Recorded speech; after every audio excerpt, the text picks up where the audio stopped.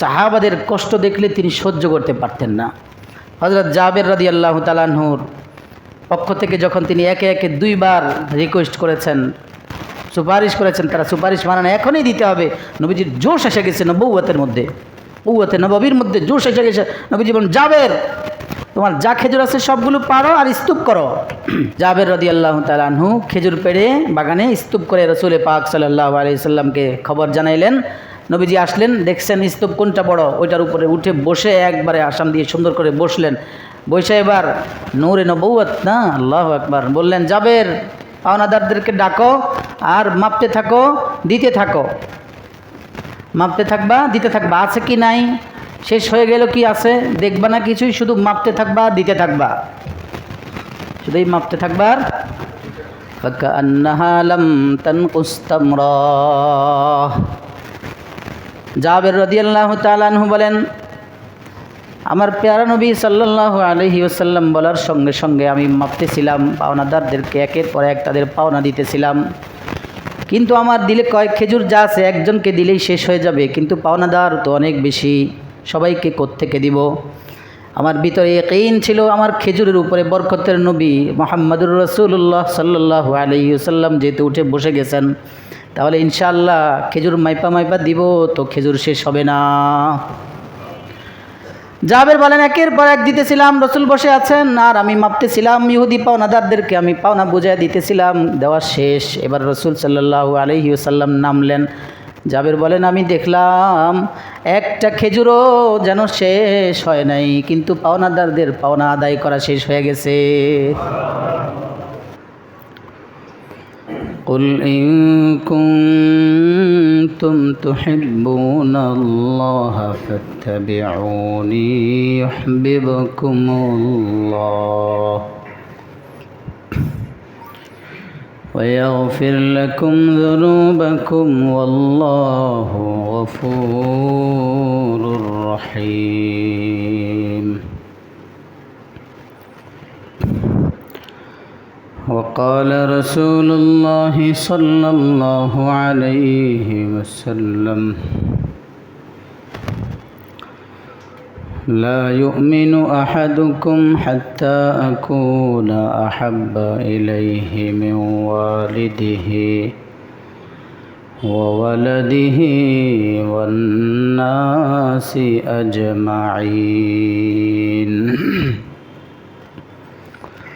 أو كما قال رسول الله صلى الله عليه وسلم آمنت بالله صدق الله مولانا العظيم وصدق رسوله النبي الأمي الكريم ونحن على ذلك لمن الشاهدين والشاكرين والحمد لله رب العالمين. ربنا تقبل منا إنك أنت السميع العليم وتب علينا إنك أنت التواب الرحيم. محبة الشتيبرون اللهم صل على محمد وعلى آل محمد كما صليت على إبراهيم وعلى آل إبراهيم اللهم بارك على محمد وعلى آل محمد كما باركت على إبراهيم وعلى آل إبراهيم إنك حميد مجيد. আলহামদুলিল্লাহ সুম্মা আলহামদুলিল্লাহ। আল্লাহ রব্বুল আলামিনের দরবারে আলিশানে অসংখ্য গণিত শুকর, যিনি আমাদেরকে এই মহতি মজলিসে আল্লাহর ঘরে আসার বসার তৌফিক দান করেছেন। আলহামদুলিল্লাহ। আল্লাহ মেহেরবানি করেছেন দেখেই আমরা তার ঘরের মেহমান হতে পেরেছি। অনেক গুরুত্বপূর্ণ জায়গা পৃথিবীর বুকে, সবচেয়ে দামি জায়গার নাম হলো মসজিদ। সেই দামি মজলিসে দামি জায়গায় আল্লাহ আমাদেরকে হাজির করেছেন, আলহামদুলিল্লাহ। এই মজলিসের প্রধান যিনি উদ্ভাবক, মজলিস শুরু করেছেন পেয়ারা নবী মুহাম্মদুর রাসূলুল্লাহ সাল্লাল্লাহু আলাইহি ওয়াসাল্লাম। এই মজলিসের শিক্ষক হলেন, প্রধান শিক্ষক ছিলেন, প্রথম শিক্ষকের নাম মুহাম্মদুর রাসূলুল্লাহ সাল্লাল্লাহু আলাইহি ওয়াসাল্লাম। এবং যারা ছাত্র ছিলেন তারা হলেন সাহাবায়ে কেরাম রিদওয়ানুল্লাহি তাআলা আলাইহিম আজমাইন। শুরু হয়েছিল মসজিদে নববী থেকে, প্রকাশ্যে মসজিদে নববী থেকেই, বা এর আগেও দারুল আরকামে হয়েছিল মক্কাতুল মুআজ্জামা।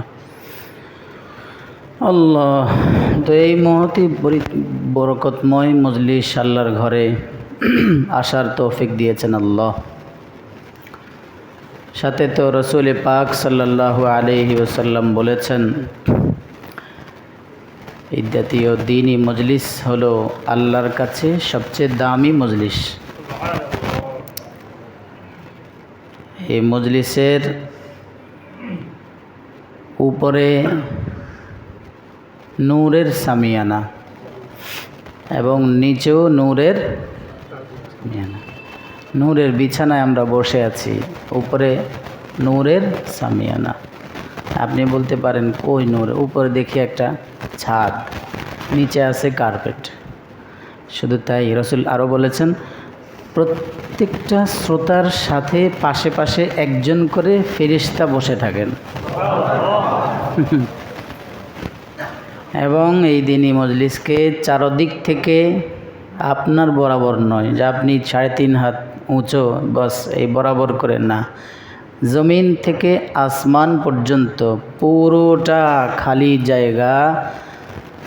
আমাদের এই মসজিদের মজলিসের চারদিক থেকে ফেরেশতারা বেষ্টনী দিয়ে আছেন, একবারে জমিন থেকে আসমান পর্যন্ত।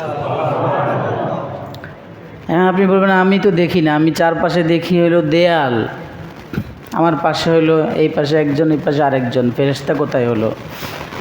উপরে নূরের সামিয়ানা বললেন, নিচে নূরের সামিয়ানা বললেন, কিছুই তো দেখি না। এই সব তো দেখি যে দেয়াল, উপরে দেয়াল, নিচে কার্পেট, পাশে আমাদের মতো আরেকজন ভাই। এটার নামই হলো ঈমান। এটার নামই হলো কি? বলছে কে কথাটা? যদি সত্যি নবীর কথা হয়ে থাকে তাহলে বলেছেন কে? নবীজি। কথাটা তো নবীজির। মানে একটা কথা শুনলেই তো বিশ্বাস নবীজি বলছে, আন্দাজে একটা ইউটিউবে ফেসবুকে রাসূল সাল্লাল্লাহু আলাইহি ওয়াসাল্লাম বলেছেন বলে নবীজির আম্মাজানের সাথে ভালোবাসা, এমন অনেক টিপস লেখা ছাইরা দেয় ভিউ পাওয়ার জন্য। তা আমাকে দেখাইছেন, তা আমি বললাম যে এটার কোনো ভিত্তি নেই। এমন বহু লেখা দিয়া ছাইরা দেয় রসুলের নামে, আম্মাজান আয়েশার নামে। রসুল তাদেরকে বলেছেন ফালইয়াতাবাওয়া মাকআদাহু মিনান নার, এমন আন্দাজি রসুলের নামে চালাইয়া দিলে তার ঠিকানা হবে জাহান্নামে। তাহলে বলেছিলাম যে আমার কথা হলো, রসুল যদি বলেছেন, আমি শুনেছি রসুল বলেছেন, আমি না দেখলেও যেহেতু রসুল সাল্লাল্লাহু আলাইহি ওয়াসাল্লাম বলেছেন, আমি শুনেছি। সাহাবাদের ছাত্রদেরকে বলেছেন, ছাত্ররা ধীরে ধীরে আমাদের পর্যন্ত এসেছে ছাত্রদের মাধ্যমে রসুলের। বাস নবীজি বলেছেন, এটা আমি না দেখলেও বলবো যে হ্যাঁ রসুল বলেছেন, রসুলের কথা আমি বিশ্বাস করলাম। এটাই হলো কি ভাই? ঈমান। এটাই ঈমান। এমন ঈমানওয়ালা ছিলেন সর্বোচ্চ পর্যায়ের কে? রসুলের সাহাবারা, সাহাবায়ে কেরাম রিদওয়ানুল্লাহি তাআলা আলাইহিম আজমাইন হলেন এই ঈমানের সর্বোচ্চ মাপকাঠি। এই জন্যই আল্লাহ বলেছেন, এই সাহাবাদের ঈমান আমার অনেক পছন্দ। তোমরা যদি মুমিন হতে চাও তো সাহাবাদেরকে দেখে দেখে ঈমান আনো। আমিনু কামা আমানান নাস। নবীজির সাহাবারা যেমন মুমিন, তোমরা তেমন মুমিন হয়ে যাও। কেমন ঈমান ছিল? মুরগির ডিম কয় কেজি হবে একটা মুরগির ডিম? কয়েক 100 টাকা, 1.5 গ্রাম নাকি? কেজি তো আর হবে না। কেমন ইমান ছিল যে মুরগির বাচ্চার মতো ছোট্ট একটা ডিম দিয়ে রসুল বললেন, যাও সালমান, তোমার মালিকের সেই চাহিদা পূরণ করো, যাও গিয়ে বলো মেপে নিতে হয়ে যাবে। সালমান রাদিয়াল্লাহু তাআলার কথা হলো, বাস আমার এখানে যুক্তি বসানোর কোনো দরকার নাই, যৌক্তিকতা দেখানোর দরকার নেই।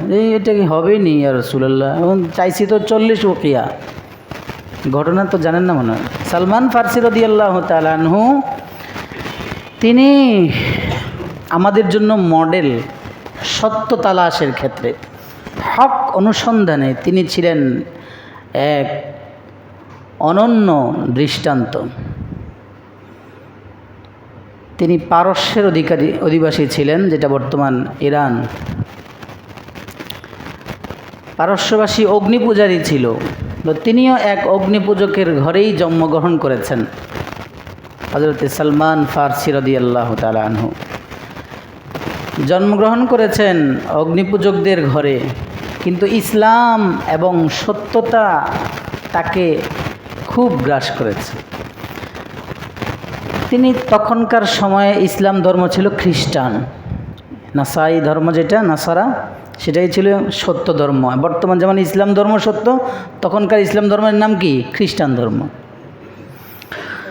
তো ঈসা ইসলামের ধর্ম, এই ধর্মের পাদ্রীগণ এবং ধর্মের লোকজন যে ইবাদত বন্দেগী করত, ইনি এটা খুব ভালো লাগতো ওনার কাছে, আকর্ষিত হয়েছেন ইসলামের বিষয়াদি দেখে। এজন্য তিনি এই হক অনুসন্ধানে তার ঘর থেকে বের হয়ে, এখানে তো আর পারছে না, এখানে যদি খ্রিস্টান ধর্ম অবলম্বন করে তাকে মেরে ফেলবে, হত্যা করে ফেলবে তার আত্মীয় স্বজন, যেহেতু তিনি অগ্নিপূজকের সন্তান।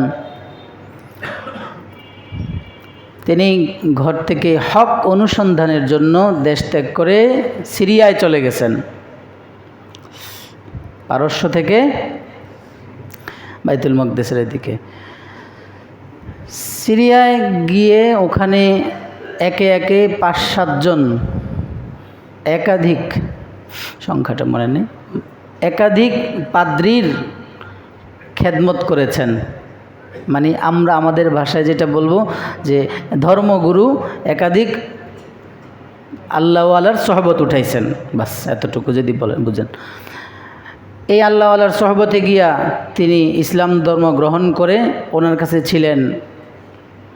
একটা পর্যায়ে যখন ইনার হায়াত শেষ দিকে, মুমূর্ষ অবস্থায়, যায় অবস্থা, তিনি বুঝছেন যে আমার কিছুদিন পরে আমার এই গুরু ইন্তেকাল করবেন, তখন ওই ধর্মগুরু, তার ওই শায়েখ, তার ওই যিনি ধর্মগুরু পীর ছিলেন, তাকে জিজ্ঞাসা করতেন, আমি এরপরে কার কাছে যাব, হক আমি কোথায় তালাশ করব। তো এভাবে উনি আরেকজনের নাম বলে দিতেন, আমার ইন্তেকালের পরে তুমি অমুকের কাছে যাবা। এভাবে করে প্রায় 5-7 জন ধর্মগুরুর পালাবদল করেছেন তিনি, সবার খেদমত করেছেন হক তালাশ করার জন্য। সর্বশেষ যিনি তার ধর্মগুরু ছিলেন, ওনার খেদমত করতে করতে যখন বুঝছেন যে ইনিও আর বেশি দিন বাঁচবেন না, ওনাকে জিজ্ঞাসা করেছেন যে আমি আপনার পরে কোথায় হক তালাশ করব, কার কাছে যাব, কার খেদমত করব, কোন পথে থাকব। তখন সর্বশেষ উনি বলেছেন, ইব্রাহিম আলাইহিসসালাতু ওয়াসসালামের সন্তানদের মধ্য থেকে ইসমাইল আলাইহিসসালাতু ওয়াসসালামের এই সিলসিলাতে আখেরি নবী মুহাম্মাদুর রাসূলুল্লাহ সাল্লাল্লাহু আলাইহি ওয়াসাল্লাম পৃথিবীতে আসবেন, এবং তিনি আসবেন খেজুর গাছ বেষ্টিত এলাকাতে, যেটার নাম হবে ইয়াসরব। তুমি ওনার কাছে যাবা। এবং তিনি আলামত বলে দিয়েছেন 3টা, যে তিনি আসলেই যে শেষ নবী হবে, 3টা আলামত তুমি যাচাই করবা। 1 নম্বর, ওনার সামনে তুমি যে কোনো জিনিস পেশ করে সদকা বলবা, যেটা আপনার জন্য সদকা। যদি দেখো যে তিনি এটা না খায়, তাহলে বুঝবা যে 1 নম্বর আলামত পেয়ে গেছো, কারণ নবী সদকা খেতে পারে না, নবীদের জন্য সদকা হারাম। তিনি সদকা খাবেন না, 1 নম্বর আলামত। 2 নম্বর, তিনি হাদিয়া পেশ করলে হাদিয়া গ্রহণ করবেন, এটা নবীদের শান, হাদিয়া সুন্নাহ, হাদিয়া গ্রহণ করবেন। 3 নম্বর, তুমি দেখবা ওনার স্কন্দনের মাঝখানে, কাঁধের মাঝখানে, 2 স্কন্দনের মাঝে দেখবা মোহরে নবুয়ত, উঁচু ছোট্ট কবুতরের ডিমের মতো ছোট্ট গোশতের টুকরো, মোহরে নবুয়ত যেটাকে আমরা বলি, এইটা তুমি দেখবা এই আলামত আছে কিনা পিছনে। যদি দেখো 3 আলামত আছে, বাস তুমি ওনার শরণাপন্ন হবা, ওনার সহবত উঠাবা, ওনার কাছে থাকবা। উনি হকের সর্বশেষ নবী। তো তিনি তো পারস্যে এখনও এই আলামত যখন শুনেছেন, শেষ যিনি তার গুরু, ধর্মগুরু। কিছুদিন পরে মক্কা থেকে সিরিয়ায়, মক্কার লোকজন ব্যবসার উদ্দেশ্যে সিরিয়া আসতো। তো তিনি মক্কার সেই ব্যবসায়ী, যারা মক্কার থেকে সিরিয়াগামী ব্যবসায়ী লোকদের সাথে মক্কার উদ্দেশ্যে রওনা দিছে, মদিনার উদ্দেশ্যে, মদিনায় যাবে। মদিনা থেকে যে সমস্ত ব্যবসায়ীরা সিরিয়া আসছে তাদের সাথে রওনা হয়ে মদিনার দিকে রওনা হয়েছেন, কিন্তু প্রতারিত হয়ে ইহুদিদের কাছে তিনি গোলাম হিসাবে বিক্রি হয়ে গেছেন। ইহুদিরাও প্রায় 3-4 জন মালিক পালাবদল হয়েছে, এক ইহুদি আরেক ইহুদির কাছে গোলাম বলে বলে বিক্রি করেছে। আসলে কি তিনি গোলাম ছিলেন? না, ওই ব্যবসায়ী কাফেলা প্রথম এই প্রতারণা করেছে, গোলাম বলে বিক্রি করেছিল। এরপরে সর্বশেষ যে ইহুদির কাছে ছিল, সে প্রস্তাব করেছে আবদে কেতাবাতের, মালে কেতাবত বলে এটাকে, যে তুমি যদি আমাকে 300 খেজুরের চারা আমার বাগানে লাগিয়ে দিতে পারো এবং সেগুলো পরিচর্যা করে বড় হয়ে ফল ধরা পর্যন্ত, এগুলোর সেবা করে যত্ন করে বড় হয়ে ফল ধরা পর্যন্ত কাজ করে যেতে পারো, এবং সাথে 40 উকিয়া, 40 উকিয়া সমান সমান 137 তোলা স্বর্ণ দিতে পারো। আমি এটা দেখলাম যে 1 কেজি 600 গ্রাম প্রায়, এতটুকু স্বর্ণ যদি তুমি দিতে পারো তাহলে তুমি আমার পক্ষ থেকে মুক্ত হয়ে যাবা, আজাদ হয়ে যাবা। একদিন বাগানে কাজ করতেছিলেন, সেই খেজুরগুলোর নামই হলো আজোয়া খেজুর। তো বাগানে কাজ করতেছিলেন, এমন সময় তিনি শুনলেন গাছের থেকেই বা আশপাশ থেকেই শুনলেন, গাছের উপরে থাকা অবস্থায় বা কাজ করা অবস্থায় শুনলেন যে মদিনায় একজন নবী দাবিদার মক্কা থেকে হিজরত করে মদিনায় এসেছে। তখন তিনি বাগানের কাজ থেকে ফারেগ হয়ে দ্রুত মদিনায় তিনি চলে গেছেন। যাওয়ার সময় কিছু খেজুর নিয়ে গেছেন। প্রথম আলামত ছিল তিনি খেজুরময় এলাকায় জন্মগ্রহণ আসবেন হিজরত করে। দেখলেন যে হ্যাঁ, খেজুর বেষ্টিত এলাকায় এটা তো পেয়ে গেছেন। যাওয়ার সময় এবার 3 আলামত যে নির্দিষ্ট করে দিয়েছিল, তিনি কিছু খেজুর নিয়ে সামনে পেশ করে বললেন, এটা আপনার জন্য সাদাকা। নবীজি সাল্লাল্লাহু আলাইহি ওয়াসাল্লাম সাথে সাথেই বললেন, আমি সাদাকার মাল খাই না, সদকা। তখন যারা মুস্তাহেকে সাদাকা ছিলেন সাহাবাদের মধ্যে, তিনি এটা বন্টন করে দিয়েছেন তার সামনেই। চলে গেছেন প্রথম দিন। দ্বিতীয় দিন আবার তিনি কিছু খেজুর নিয়ে নবীজি সাল্লাল্লাহু আলাইহি ওয়াসাল্লামের সামনে হাজির হয়ে খেজুরগুলো পেশ করে বললেন, এটা লাকা হাদিয়াতুন, এটা আপনার জন্য হাদিয়া। নবীজি সাল্লাল্লাহু আলাইহি ওয়াসাল্লাম প্রথম দিন সবগুলো বন্টন করে দিলেন। দ্বিতীয় দিন হাদিয়া বলার সাথে সাথে গ্রহণ করলেন। ওই মুহূর্তে তিনি নিজেও খেলেন, সাহাবাদেরকেও খাওয়ালেন।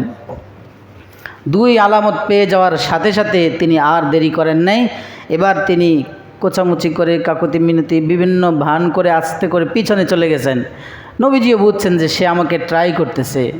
তখন নবীজিও কথাবার্তা বলতেছেন সাহাবাদের মধ্যে, বুঝেছেন যে সে আমার মোহরে নবুয়ত মনে হয় দেখতে চায়।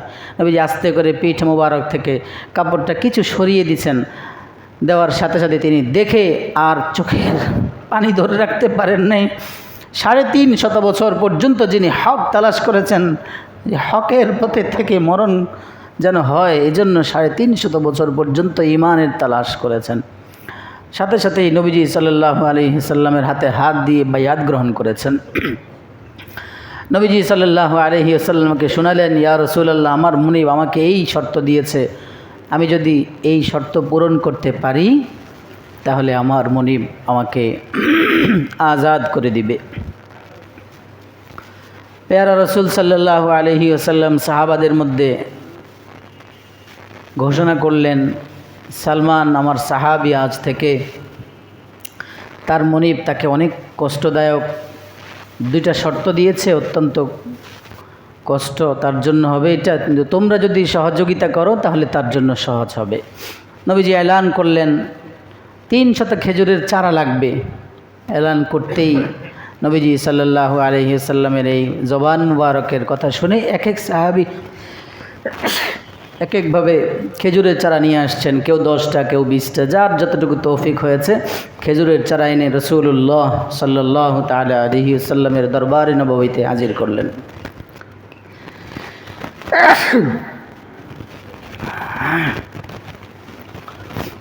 300 চারাও হাজির হয়ে গেছে। এবার সালমান ফার্সি রাদিয়াল্লাহু তাআলা আনহুকে রাসূল বললেন, যাও মনিবের থেকে জায়গা নির্ধারণ করো, আর কিছু সাহাবাকে, সালমান ফার্সি রাদিয়াল্লাহু তাআলা আনহু সহ কিছু সাহাবী গর্ত করেছেন, গর্ত করে করে মাটি উঠিয়ে 300 গাছ, চারা গাছ রোপণ করার জায়গা নির্ধারণ করলে নবীজি বললেন, আমাকে খবর দিবা। নবীজিকে খবর দেওয়ার পর নবীজি গেলেন নিজ হাতে। এখানে ঘটনাটাকে ভুল উপস্থাপন করে যে নবীজি এতটা রোপণ করেছেন, বাকি একটা উমর রোপণ করেছেন, সেটা মারা গেছে, এটাতে ধরে নেই, এই জন্য বিলম্বিত হয়েছে। না, হাদিসের পাতা যেভাবে সেভাবেই নিব ইনশাআল্লাহ। রসুল পাক সাল্লাল্লাহু আলাইহি ওয়াসাল্লাম এই 300 চারা নিজ হাতে সবগুলোই রোপণ করেছেন। স্বাভাবিকভাবে 300 কেন, 2, 4, 5টা চারা রোপণ করলেও তো 1-2টা জায়গা মরে যায় না একসাথে। কিন্তু 300 চারা রোপণ করার পর একটা চারাও মরে নেই, বরং প্রত্যেকটা হৃষ্টপুষ্ট হয়ে অতি অল্প সময়ের মধ্যেই বড় হয়েছে এবং বড় হয়ে সবগুলো একসাথে ফল ধরেছে। তাহলে এক শর্ত পূরণ হয়ে গেছে। সময় মতো খেজুর গাছ বড় হলো, আল্লাহ রসুলের হাতের বরকতের ছোঁয়া লেগে প্রত্যেকটাই খেজুর গাছে খেজুর ধরেছে। সেই গাছগুলোর নাম হলো আজওয়া খেজুর গাছ। এই পৃথিবীর বুকে সর্বোচ্চ খেজুরের মর্যাদা, যেটা সবচেয়ে দামি, মূল্যবান, গুরুত্বপূর্ণ, রসুলের কাছে খুব গুরুত্বের যেই খেজুর ছিল সেটা হলো আজওয়া খেজুর। আজওয়ার অনেক ফওয়ায়েদ, অনেক ফজিলত ছিল, আরেক সাবজেক্ট। এরপরে একবার যুদ্ধক্ষেত্র থেকে কিতাবে আছে, মুরগির ডিমের মতো, মুরগির ডিম যতটুকু এতটুকু ছোট্ট একটা স্বর্ণের টুকরো গনিমতের মাল হিসাবে পেয়ারা হাবিব সাল্লাল্লাহু আলাইহি সাল্লামের কাছে আসছে। নবীজি সাল্লাল্লাহু আলাইহি সাল্লাম পরামর্শ সাপেক্ষে সাহাবাদের সাথে এই টুকরো হযরতে সালমান ফার্সি রাদিয়াল্লাহু তাআলা আনহুর সামনে হাজির করে সালমান ফার্সিকে বললেন, সালমান যাও, এই কথা বোঝানোর জন্যে, সালমান তোমার মনিব তোমাকে 40 উকিয়া 137 তোলা, রতি তোলা একই তো না, খেজুর স্বর্ণ দিতে বলেছে তোমার মুক্তির জন্য। যাও, এটা নিয়ে মনিবকে দাও আর বলো এটা মেপে দেখার জন্য, যদি হয়ে যায় তা তুমি মুক্ত চলে আসবা। সালমান ফার্সি রাদিয়াল্লাহু তাআলা আনহু বলেন, আমি আর যুক্তি বসাই নেই, আমার ভিতরে কাজ করতেছিল যে দেখা যায় ছোট্ট একটা মুরগির বাচ্চার মতো ডিমের মতো ছোট্ট একটা টুকরো, এটা কিভাবে 1-1.5 কেজি হবে? 1-1.5 কেজি স্বর্ণ এটা কিভাবে হবে? এটা ভিতরে থাকলেও আমি আর যুক্তি বসাই নেই, কারণ ঈমান হলো আমার রসুল বলেছেন, আমার রসুলের কথা মিথ্যে হতে পারে না, আমার রসুলের ইয়াকিনের মধ্যে কোনো খলাল সৃষ্টি করতে পারি না, আমার রসুলের জবানে মোবারক থেকে যা বের হয়েছে তাই হবে। সালমান ফার্সি রাদিয়াল্লাহু তাআলা আনহু তো খুশি, আমার এখনই, তিনি তো জানেন যে রসুল বলেছেন, দেখতে ছোট দেখা যায়, কিন্তু পেয়ারা হাবিব তো বলেছেন এখানে মাপলে তার পরিশোধ হবে, যাও মেপে দেখতে বলো। তিনি নিয়ে মনিবকে দিলেন। মনিব বলল, এইটা কি হবে? তোমাকে বলেছি 40 উকিয়া স্বর্ণ আমাকে পরিশোধ করবার জন্য, এইটা দিয়ে কী হবে? বলে, আগে মেপে দেখেন না। ওজন দেওয়ার জন্য মাপা হলো, দেখা যায় তিনি যা চেয়েছেন তার চেয়েও বেশি হয়ে গেছে। সুবহানাল্লাহ। এটি হলো মিন মুজিজাতিন নবী সাল্লাল্লাহু আলাইহি ওয়াসাল্লাম, আমার পেয়ারা রসুল সাল্লাল্লাহু আলাইহি ওয়াসাল্লামের মুজিজা। এবং সাহাবাদের ঈমান ইয়াকিন কেমন ছিল, পেয়ারা রসুল সাল্লাল্লাহু আলাইহি ওয়াসাল্লামের জবান থেকে উচ্চারিত কথা মুবারকের উপরে সাহাবাদের কি ইয়াকিন ছিল, কি ঈমান ছিল, এটার এক উজ্জ্বল নমুনা দৃষ্টান্ত হলো এই ঘটনা। ও প্রিয় ভাই, আজকে আমার আপনারও যদি রসুলের কথার প্রতি ওই ঈমান এবং ওই ইয়াকিন থাকে, আমরাও নুসরতে বারি তাআলা এভাবেই পাবো ইনশাআল্লাহ। আলী রাদিয়াল্লাহু তাআলা আনহুকে বললেন, যাও আলী, খেজুর গাছকে বলো খেজুর দেওয়ার জন্য। আলী দেখেন যে আরে এখন শীতকাল, খেজুর গাছের পাতা ঝরে আছে, মানে এটা খুবই মরা মরা অবস্থা, এখন খেজুর কোত্থেকে আসবে। কিন্তু ঘটনা ছিল হযরত জাবের রাদিয়াল্লাহু তাআলা আনহু, ওনার আব্বা যান হযরত জাবের রাদিয়াল্লাহু তাআলা আনহু, ওনার আব্বা যান উহুদ যুদ্ধে শহীদ হয়েছেন। তাহলে জাবের মুক্তিযোদ্ধার সন্তান রাদিয়াল্লাহু আনহু, সাহাবাদের সন্তানরাও মুক্তিযোদ্ধা ছিল না? সাহাবারা। আচ্ছা, হযরতে জাবের রাদিয়াল্লাহু তাআলা আনহু আয়েশা রাসূলকে বলেন, ইয়া রাসূলুল্লাহ, আমার আব্বা উহুদ যুদ্ধে ইন্তেকাল করেছেন, কিন্তু পাওনাদার অনেক, ওনার মেয়ে রেখে গেছেন উনি 9 জন। জাবের রাদিয়াল্লাহু তাআলা বোন ছিল কয়জন? কিন্তু ঋণ অনেকগুলো রেখে শহীদ হয়েছেন উহুদ যুদ্ধে। আয়েশা বলে, জাবের রাদিয়াল্লাহু তাআলা আনহু রাসূল পাক সাল্লাল্লাহু আলাইহি সাল্লামের কাছে এসে বলেন, ইয়া রাসূলুল্লাহ, আব্বা তো ইন্তেকাল করেছেন, আব্বার সমস্ত পাওনাদাররা আমাকে ঘিরে ধরেছে, ইহুদিরা ছিল ওরা পাওনাদার, আমি ওদের কাছে সময় চাচ্ছি, কিছু সময় দেবার জন্য, তারা আমাকে সময় দিচ্ছে না, বলে যে আজকের মধ্যেই পরিশোধ করতে হবে তাদের পাওনা, আপনি একটু আসেন না, আপনি একটু এসে তাদেরকে একটু সুপারিশ করে বলেন না যেন আমাকে একটু সময় দেয়, কারণ আমার যেই পাওনা ওরা পাবে আমার বাবার কাছ থেকে, ওই হিসাবে খেজুর গাছে খেজুর একেবারেই কম, এই খেজুর দিয়ে পাওনা পরিশোধ হবে না। নবীজি সাল্লাল্লাহু আলাইহি ওয়াসাল্লাম দেখলেন সে আমার প্রিয় সাহাবী, আবার তার বাবাও প্রিয় সাহাবী, উহুদ যুদ্ধে তিনি শহীদ হয়েছেন। নবীজি সাল্লাল্লাহু আলাইহি ওয়াসাল্লাম হযরত জাবেরের সাথে গেলেন, তার কাছে গিয়ে তিনি রিকোয়েস্ট করলেন, দেখো জাবেরের পাওনা পরিশোধ শতভাগ, সে পাওনা পরিশোধ করবে এই বিশ্বাস তো তার আছে, কিন্তু তার যেই খেজুর আছে এটা এই মুহূর্তে তোমাদেরকে দিতে পারছে না, যতটুকু আছে ততটুকু নাও, বাকিটার জন্য সময় দাও। ইহুদিরা ইতর জাতি, কোরআন এদেরকে সবচেয়ে বড় ইতর বলেছে। এই পৃথিবীর বুকে যত নিকৃষ্ট জাতি আসছে, সবচেয়ে নিকৃষ্ট আর ইতর বর্বর জাতির নাম হলো ইহুদি জাতি। কিন্তু এরা আচ্ছা, তো হযরত জাবের রাদিয়াল্লাহু তাআলা আনহুর কথা মতে তিনি রিকোয়েস্ট করলেন, তারা শুনে না, আবার বললেন, নবীজি আবার সুপারিশ করলেন, একটু সময় দাও তাদেরকে। নবী না সাহাবাদের কষ্ট সহ্য করতে পারতেন না, কিন্তু নিজে কষ্ট করে থাকতেন, নিজের পেটের খাবার নাই সেটা কষ্ট করতেন, নিজের মেয়ের পেটে খাবার নাই সেটা কষ্ট করতেন, হাসান হুসাইন কাঁদতেন ক্ষুধার জ্বালায়, সেটাও একবার হাসান হুসাইন রাদিয়াল্লাহু তাআলা আনহু কাঁদতেছেন, নবীজি যুদ্ধ এক সফরে যাবেন, কান্না করতেছে, জিজ্ঞেস করলেন, মা ওরা কাঁদে কেন? বলে, আব্বা খাবার পেশ করতে পারেন এই জন্য কাঁদে। তখন নবীজি সাল্লাল্লাহু আলাইহি ওয়াসাল্লাম নিজের 2 নাতিকে কোলে নিয়ে জিভ মোবারক বের করে দিয়েছেন, আর 2 জন চুষে চুষে কি জানি খাইছেন, আর পেটটা ভরে গেছে, আর কোলে থাকা অবস্থায় এতক্ষণ কাঁদছে, আর এখন নাচানাচি করতেছে, হাসাহাসি করতেছে। হ্যাঁ,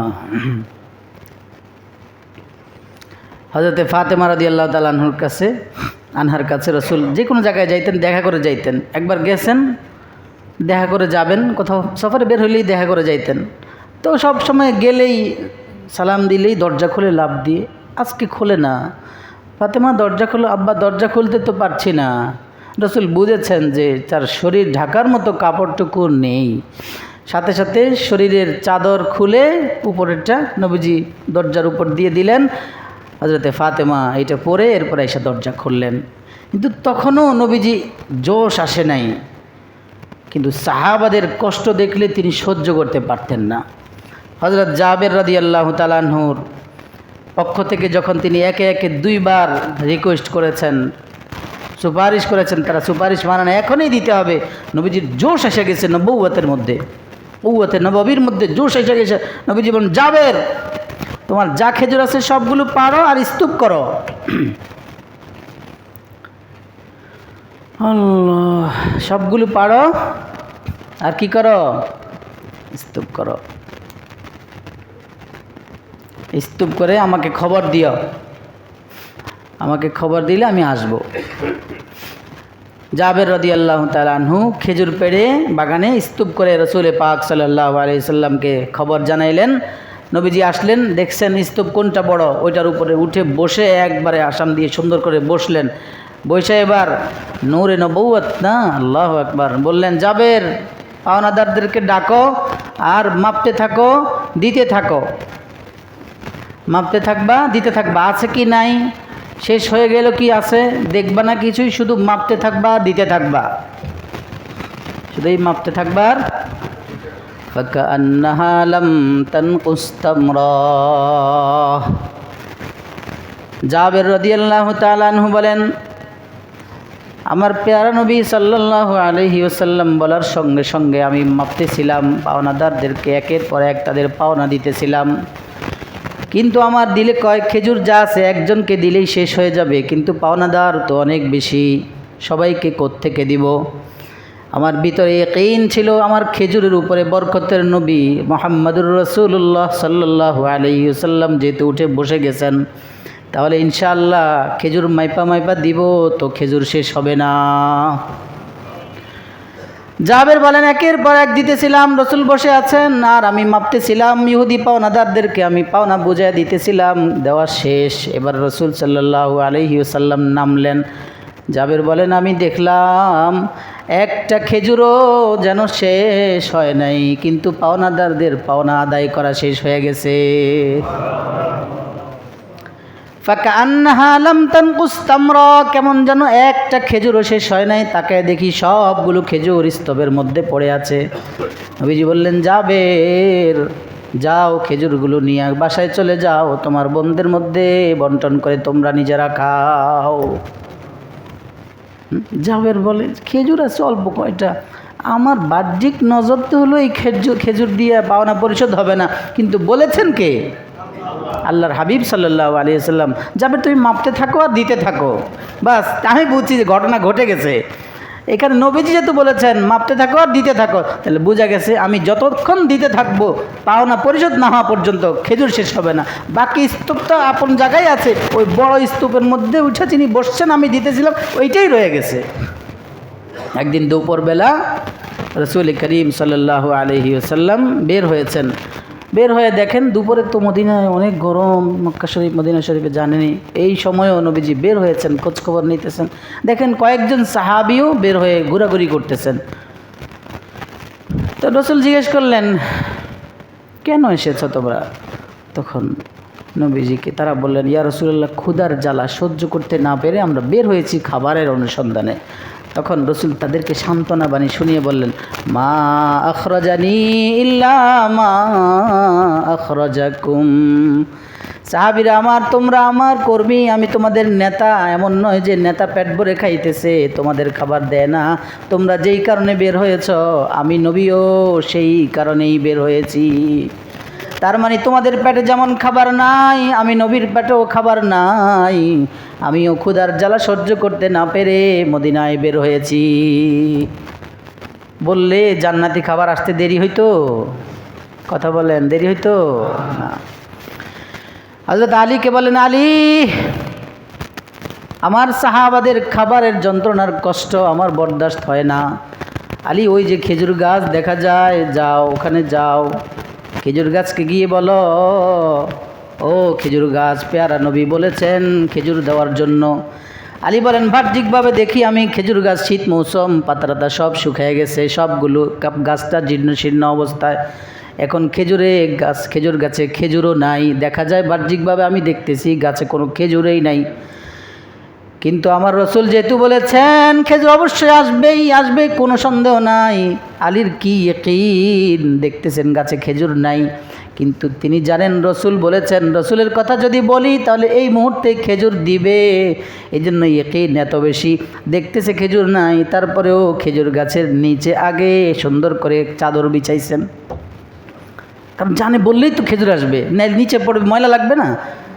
ইয়াকিন কতটুকু, খেজুর গাছের চারপাশে আগে চাদর বিছাইছেন। এবার বললেন, আইয়ুহান নাখলাতু ইন্না রাসূলুল্লাহি সাল্লাল্লাহু আলাইহি ওয়াসাল্লাম ক্বাদ আমারাকি আন তুসমিরি। ও খেজুর গাছ, এই পৃথিবীর সবচেয়ে শ্রেষ্ঠ মানব মহানবী মুহাম্মদুর রাসূলুল্লাহ সাল্লাল্লাহু আলাইহি ওয়াসাল্লাম তোমাকে নির্দেশ দিয়েছেন খেজুর দেওয়ার জন্য, তুমি খেজুর দাও। বলতে দেরি, আলী বলেন মুহূর্তের মধ্যে তাজা তাজা খেজুর পড়ে আমার সামিয়ানা, আমার চাদরটা ভরে গিয়েছে। নিয়ে হাজির করলেন, ইয়া রাসূলুল্লাহ আপনার কথা বলার সাথে সাথেই খেজুর এসেছে, এই যে নেন খান, আপনিও খান, সাহাবাদেরকেও খাও। নবীজি নিজের সাহাবাদেরকে খাওয়ালেন, নিজেও খেলেন। সুবহানাল্লাহ। এই হলো আমার নবীর মুজিজা। সব কি ভাই, এবং সাহাবাদের ইয়াকিন। আরেকটা শোনাবো মুজিজা। নবীজির একজন গোলাম ছিলেন আবু রাফি' রাদিয়াল্লাহু তাআলা আনহু। গোলাম ওনাকে আবার আজাদ করেছেন রাসূল। যেই গোলামকে আজাদ করে দেওয়া হয় তাকে মাওলা বলে। মাওলা, যে গোলামকে মনিবে আজাদ করে দেয় আরবিতে তাকে কি বলে? মাওলা। এই জন্য হাদিসের পাতায় ওনার নাম আসলেই আন-নবী রাফি'ইন মাওলা রাসূলিল্লাহি সাল্লাল্লাহু, কি সম্মান, রসুলের সাথে তার নিসবত হয়ে গেছে। হযরত আবু রাফি'কে চিননি? যিনি রসুলের সাথে সম্পর্ক যার। আন-নবী রাফি'ইন মাওলা রাসূলিল্লাহি সাল্লাল্লাহু আলাইহি ওয়াসাল্লাম। নবীজির মুজিজা শুনেন এইটা। হ্যাঁ, একদিন মেহমান হয়েছেন আবু রাফের বাড়িতে রসুল পাক সাল্লাল্লাহু আলাইহি ওয়াসাল্লাম। যে দেখেন আবু রাফে ঘরে নাই, কোথায়? একটু পরে আসছে। তা আসলেই দেখেছেন, বুঝেছেন যে না, ঘরেই পেয়েছেন। হ্যাঁ, তা আসলে বুঝেছেন যে কাজ করতেছিল। আবু রাফেকে বললেন, আবু রাফে কোথায় ছিলা, কি করতেছিলা? বলে, ইয়া রাসূলুল্লাহ সাল্লাল্লাহু আলাইহি ওয়াসাল্লাম, বকরি পাকাইতেছিলাম, বকরি পাকাইতেছিলাম। তো নবীজি বললেন, বকরি কি পাকানো শেষ হয়ে গেছে? বলে, হ্যাঁ। তাই নিয়ে আসো আমার জন্য সামনের একটা পা নিয়ে আসো। নবীজি সামনের বাহুটা পছন্দ করতেন, আমাকে সামনের একটা পা দাও। আবু রাফে, আচ্ছা বলেন, আমার কোনো উস্তাদ যদি আমার বাসায় এসে বলে, মিজান আমাকে ওই জিনিসটা খাওয়াও, এটা থাকলে তো খাওয়াবোই, না থাকলেও যে কোনো মূল্যে এটাকে ব্যবস্থা করার সাধ্যে থাকলে ব্যবস্থা করে খাওয়াবো না? আমি এটা কতটা খুশির বিষয় যে আমার উস্তাদ আমার কাছে চাইছেন, আপনারা এমনই করবেন।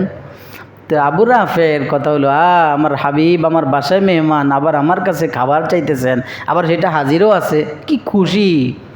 বাবা হয়ে দ্রুততর নবীজি সাল্লাল্লাহু আলাইহি ওয়াসাল্লামের সামনে মেহমান হিসাবে নবীজি এসেছেন। আবু রাফে সামনের একখানা ঠ্যাং পা আয়না রসুলের সামনে হাজির করলেন। সামনের বাহুটা নবীজি খুব পছন্দ করতেন, কদু পছন্দ করতেন। হ্যাঁ, এভাবে কিছু খাবার আছে নবীজির খুব পছন্দ ছিল। কলিজা পছন্দ করতেন। আল্লাহ ইয়াতাতাব্বাউদ-দুব্বা, হাদিসের বারতে আছে এটা। তালাশ করে করে লাউ খুঁজে খুঁজে খাইতেন যখন দেখতেন লাউ হয়েছে, যেটাকে কদু।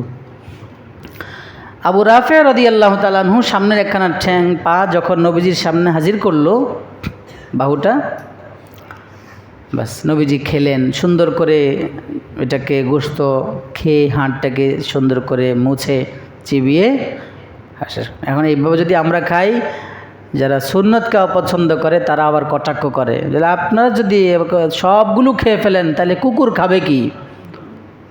আমাদের খাবারের তরিকা কি? আমরা খাই হলো অর্ধেক খাই, 3 ভাগের 1 ভাগ খাই, 3 ভাগ 2 ভাগ ফালাইয়া দেই। বিবাহ শাদীতে দেখেন না, হ্যাঁ 5,000 টাকা দিব না, এটা নষ্ট করে যাইতে হবো না, ক্যারিয়ার এটা একটা একটু খায়া আর একটু রেখা দেওয়া, এটা একটা পেস্টিজ এখন। হ্যাঁ মায়ের আছে, মায়ের এটার জন্য কি আছে? কোরআন শরীফ বলছেন আল্লাহ, ইন্নাল মুবাযযিরিনা কানু ইখওয়ানাশ শায়াতিন। এগুলো সবগুলো কোনো মুসলমানের ভাই না, এগুলো সবগুলো শয়তানের ভাই। কার ভাই? কার কথা এটা? এই জন্য যা খান সুন্দর করে চুষে। আপনি বলবেন কুকুর খাবে কে? কুকুরের খাবার জিম্মাদার কি আপনি নাকি আল্লাহ? এই হাড়ে গোশত দিয়া ওর সামনে খাওয়াইতে পারেননি আল্লাহ। আর জিনদের খাবার তো এটাই, হাদিসের পাতায় তিরমিজি শরীফে এসেছে, হাড্ডি ফেলে দেয় না আমরা হাড়, ওইটা ওরা যখন ধরে পুরোটা গোশতে ভরে যায়। বুঝছেন? তা আপনার দরদ দরকার কি? আপনার তরিকায় নববী রসুলের সুন্নাহ যেটা, সেটা আপনি পালন করেন। আজকে থেকে কেউ আর ইসরাফ করব, অপচয় করব? নিজের বাসায় হোক, অন্য জায়গায় হোক, কোথাও খাবারে অপচয়, এবং খাবার খাবো রসুলের সুন্নাহ অনুযায়ী। আমাদের একজন বুজুর্গ ছিলেন মুস্তফা আল হোসাইনি, আমি আরও শুনাইছিলাম, রাহমাহুল্লাহ তাআলা, নোয়াখালীতে, ওনার বাড়ি লাকসামের দিকে, কুমিল্লাতে। মুস্তফা আল হোসাইনি রাহিমাহুল্লাহ তাআলা একবার বয়ানের ময়দানে সফরে কোথাও যাওয়া আসার পথে উনি নিজেই শুনাইছেন, হোটেলে বসে খাইতেছেন, তো এক জেন্টলম্যান পাশে দেখতেছে যে হুজুরে খায় তো খায়, একবারে হাড় চিবায় একবারে ভালো করে খেয়ে ফেলতেছে। তো দূর থেকে সে হুজুরকে কটাক্ষ করার জন্য, উপহাস করার জন্য, হুজুর আপনাদের দেশে কুকুর কি খায়? মানে সে বুঝাইছে আপনি সব খেয়ে ফেলেন, তো কুকুরের জন্য কিছু রাখবেন না? কুকুরের জন্য কি দরদ দিয়ে? তো হুজুর মনে করছে যে হুজুর ব্যাককল হবে, তো হুজুর সে কুকুর বানাইছে আর কি। তো হুজুরও খুব বিচক্ষণ মানুষ ছিলেন, অনেক যোগ্য আলেম, বড় আলেম ছিলেন। হুজুর দেখছে যে সেই ওই লোকটা ওই পাশে বসে বসে চা খায়, আমাদের দেশে কুকুরে চা খায়। বানাইতে চাইছিল হুজুরের কুকুর, হুজুর হ্যারে কি বানাই দিছে এইটাই, ইয়াসিন ওয়াল কুরআনিল হাকিম, হিকমতে ভরা কোরআনের শপথ করে আল্লাহ বুঝাইছেন যে কোরআনের ইলম যার ভেতরে আছে আল্লাহ পাক তাকেও হিকমতওয়ালা বানায় দিবেন। আবু রাফি রাদিয়াল্লাহু তাআলা গোশত সামনের পায়া নিয়ে হাজির করলেন, বাহুর গোশত একটা দিলেন, এটা খাওয়া শেষ, সুন্দর করে নবীজি খেলেন, বলে আরেকটা দাও। আবু রাফিকে রাসূল কি বললেন? আরেকটা দাও। তো আরেকটাও তো আছে, 2টা পায়া হয় না? সামনের পা কয়টা হয়? উনি খুশি যে রাসূল খুঁজে খুঁজে খাইতেছেন, যেখানে আমি খাওয়াবো আমার বাসায় খুঁজতেছেন, কি আনন্দ। তিনি বলেন আমার অনেক আনন্দ লাগছিল সেদিন, আমি 2টা আনলাম, এটাও খেয়ে ফেলছেন। এবার রাসূল পাক সাল্লাল্লাহু আলাইহি সাল্লাম বলেন আবু রাফি আরেকটা দাও। এইখানে এসে আবু রাফে বাহ্যিকটা বলে ফেললেন, এই ইমানের স্তরের ভিন্নতা আর কি। ওনাদের আগের সাহাবাদের ইমান এক একজন এক এক স্তর থাকতো, সবাই তো এক স্তরে ছিলেন না, সর্বোচ্চ স্তরে ছিলেন আবু বকর রাদিয়াল্লাহু আনহু। আল্লাহ, আবু রাফে বললেন ইয়া রাসূলুল্লাহ, বকরির সামনের পা তো 2টাই হয়, আমি তো আপনাকে 2টা দিয়ে দিয়েছি, আরেকটা কোত্থেকে দিব? নবীজি বললেন আবু রাফে তুমি জানো না আমি নবী? তুমি কেন যুক্তি বসাইতে গেছ? আরে আবু রাফে, এটা আমার অনেক পছন্দের খাবার, তুমি যদি এই কথা না বলে, তুমি তোমার দায়িত্ব ছিল তুমি হাইটা পাতিলের কাছে যাবা, পাতিল উঠাবা, দেখবা আছে কি না, থাকলে দিবা, না থাকলে আইসা বলবা নাই। তুমি যদি না বলে যে ইয়া রাসূলুল্লাহ বকরির পা কয়টা হয়? 2টাই তো হয়, আরেকটা দিব কোত্থেকে, আমি তো একটাই জবাই করছি, এই কথা না বলতা তো আমি যতক্ষণ পর্যন্ত চাইতে থাকতাম আমার মাওলা ততক্ষণ পর্যন্ত আমার জন্য 2টা পা না আরও যত পা লাগতো, যত পা খাইতে থাকতাম ততক্ষণ পর্যন্ত পাতিলে তোমার সামনে আরও পা হাজির করে দিতেন। হিজরতের সময় আবু বকর রাদিয়াল্লাহু তাআলা আনহু সহ নবীজি সহ সাথে আমির বিন ফুহাইরা, যিনি হযরত আবু বকরের মাওলা ছিল, আবু বকর রাদিয়াল্লাহু তাআলা আনহুর আজাদকৃত গোলাম ছিল, এই তিনজন, এবং পথ প্রদর্শক ছিল আব্দুল্লাহ ইবনুল উরাইকিত, উনি পথ দেখায় দেখায় নিয়েছিলেন মদিনার দিকে। এই চারজন তো প্রতিমধ্যে রাসূলুল্লাহ সাল্লাল্লাহু আলাইহি ওয়াসাল্লামের ক্ষুধা লেগে গেছে। যেখানে ক্ষুধা লাগছে, হাঁটতে হাঁটতে কিছু দূর যাওয়ার পর দেখেন যে একটা তাঁবু, ওই তাঁবুর মধ্যে একজন মহিলা বসে আছে, পাশে একটা ছাগল, বকরি জীর্ণ শীর্ণ, ওই বন্দা, স্তনের দুধ নাই, শুকায়া রয়েছে, এটা একেবারে জীর্ণ শীর্ণ। কিন্তু নবীজির খুব ক্ষুধা লাগছে। সাথে তিনজন, আবু বকর রাদিয়াল্লাহু তাআলা হিজরতের সাথী, আবু বকরের সাথে খাদেম হিসাবে আছে আমির বিন ফুহাইরা, ওই দিক দিয়ে আছে আব্দুল্লাহ বিন উরাইকি, যিনি পথ নির্দেশক, পথ প্রদর্শন করে মদিনায় নিয়ে যাচ্ছেন। নবীজির ক্ষুধা লাগছে বললেই নবীজি, আবু বকর রাদিয়াল্লাহু তাআলা আনহু, সবাই ক্ষুধা লাগছে। তো নবীজি ওই তাঁবুর পাশে গিয়ে ওনাদের কাছ থেকে খাবার চাইলেন, দুধ গোশত কিনতে চাইছেন। হাদিসে ইবারতে আসছে কেনার জন্য রসুল আবদার করেছেন। কিন্তু তৎকালীন সময় এই মহিলা আবার এই তাঁবুতে বসে বসে এই পথিমধ্যে যারা মুসাফির থাকতো তাদেরকে পানি পান করাইতেন, দুধ পান করা ইত্যাদি খাবার দাবার মুসাফিরদেরকে খাওয়াইতেন। কিন্তু তখন সময় ছিল, ওই সময়ে কি দুর্ভিক্ষ ছিল, কিছুই ছিল না, ওই সময় হাহাকার ছিল খাবারের খুব। তো এই মহিলার কাছে খাবার চাওয়ার পর কিছুই পেশ করতে পারেন রাসূলুল্লাহর সামনে। তো নবীজি সাল্লাল্লাহু আলাইহি ওয়াসাল্লামের ক্ষুধা লাগছে, সাথেই যখন মহিলা আদবের সাথেই বললেন, আমার সাথে কিছু নাই, আমার কাজটাই এটা, আমি পথে যারা মুসাফির তাদেরকে পানি পান করাই, দুধ পান করাই, খাবার দাবার থাকলে তাদের সামনে পেশ করি, কিন্তু এখন তো আমার কাছে আমাদের নিজেদের খাবারেরই কোনো ব্যবস্থা নাই। আবার আমার স্বামী তিনি বকরি চড়াইতে দূরে নিয়ে গেছেন। তো রাসূল সাল্লাল্লাহু আলাইহি ওয়াসাল্লাম মহিলাকে, ওই মহিলা উম্মে মা'বাদ ছিলেন, উম্মে মা'বাদ রাদিয়াল্লাহু, ইনি আবার ওই সময় সাথে সাথেই মুসলমান হয়েছেন রসুলের এই মুআজিজা দেখে। উম্মে মা'বাদকে রসুল বললেন, হে উম্মে মা'বাদ, এই যে একটা বকরি দেখা যায়, তুমি এটা থেকে যদি আমি বকরি থেকে এটা থেকে দুধ দহন করি, তুমি যদি অনুমতি দাও আমি এর থেকে দুধ দহন করব। তো উম্মে মা'বাদ বললেন, তখন তো রসুল হিসেবে জানেন না এখনও, তিনি বললেন, দেখেন এটা তো একেবারেই বয়োবৃদ্ধ, এটা জীর্ণ শীর্ণ, এটা চড়ে খেতে পারে না দেখে আমার স্বামী নেন, এটার দুধও নাই, আপনি যদি পারেন দহন করেন, কিন্তু এটা তো নাই, এটা কীভাবে দহন করবেন? তিনটে সাপ জানাই দিয়েছেন, তারপরেও আপনি যদি পারেন দহন করে খান। তিনি বলছেন যে এটা সম্ভব না। তো উম্মে মা'বাদ অনুমতি দেওয়ার পর রাসূল সাল্লাল্লাহু আলাইহি ওয়াসাল্লাম হাত মোবারক ওর ওলানে রাখছেন, স্তনের মধ্যে কি রাখছেন? বিসমিল্লাহ পড়ে আল্লাহর নাম নিয়ে বরকতের দোয়া করেছেন, আল্লাহ এটার মধ্যে দুধ দান করেন। বাস মুহূর্তের মধ্যে ওর উলান স্তন পুরোটা এতটা ভারী হয়ে বড় হয়ে গেছে। এখন কিতাবের হাদিসের পাতায় আসছে, এই দুই পা সে ছড়াইতে লাগলো আর বুঝাইতেছিল যে আমার দুধের ভারে কষ্ট হচ্ছে, দুধ দহন করতে থাকেন। দুধে ভরে গেছে। এবার রাসূল সাল্লাল্লাহু আলাইহি ওয়াসাল্লাম বড় পাত্রের কথা বললেন উম্মে মা'বাদকে, যে একটা কাফেলা যেন খাইতে পারে, সবাই কাফেলার লোকজন, এমন বড় একটা পাত্র সামনে দেন। উম্মে মা'বাদ বড় একটা পাত্র দিলেন, রাসূল সাল্লাল্লাহু আলাইহি ওয়াসাল্লাম দুধ দহন করলেন। আল্লাহু আকবার, দুধ দহন করলে পুরো পাত্র ভরে গেছে। ফেনার কারণে যেন কম না হয়, ফেনা উঠে ফেলাই দিতেন। রাসূল দুধ খাওয়ার তরিকা ছিল কাঁচা খাইতেন, এবং ওই ফেনা যেন নিচে নেমে যায়, অরিজিনাল খেতে পারেন, পানি ছিটাইতেন, বাস এরপরে দুধটা খেয়ে ফেলতেন। তো রাসূল সাল্লাল্লাহু আলাইহি ওয়াসাল্লাম ফেনা সরিয়ে দুধ পুরোটা ভরে এবার বাকি সব সাথীদেরকে খাওয়ালেন, ওই মহিলা বকরিওয়ালা মহিলা উম্মে মা'বাদকেও খাওয়ালেন। এরপরে সর্বশেষ নিজে পান করলেন। খাওয়ার পরে আবার ওই পাত্রটা ভরে এই উম্মে মা'বাদ মহিলার কাছে রেখে গেলেন ওনাদের জন্য। উনি লম্বা সময় পর ওনার স্বামী আসলে অবাক হয়ে বলল, এত দুধ কোথা থেকে পেলা? আমাদের বাসায় তো বকরি নাই, দুধ দেওয়ান কারণে কোনো বকরি টকরি নাই, দুধ কোথায় পেলা?